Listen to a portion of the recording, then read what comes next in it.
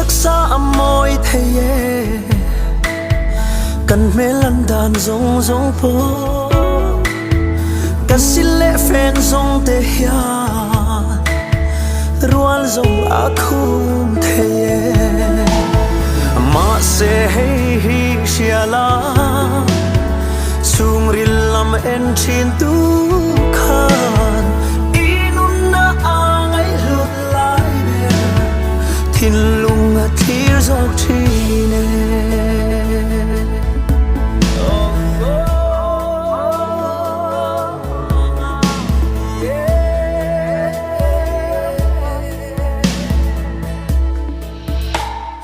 nay rau sum lệ pai zong a rual po kan pol phalo thei ma se hi dom te I thara wa hau sa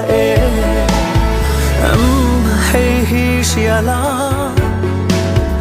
chung rilam en chin tu khan inum na angai lut lai be thin lung a thir zok thine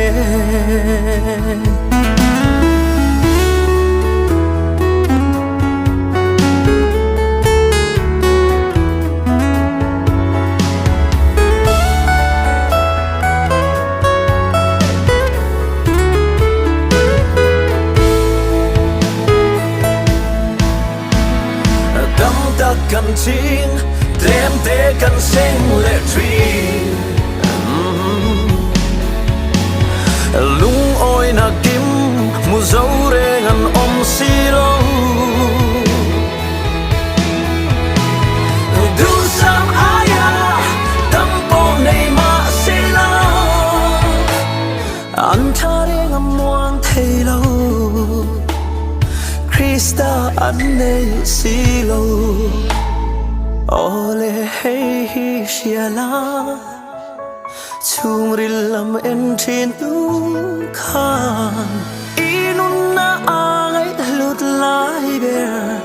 thin lung a thir zok thine someone na Krista tu avin lo zong zela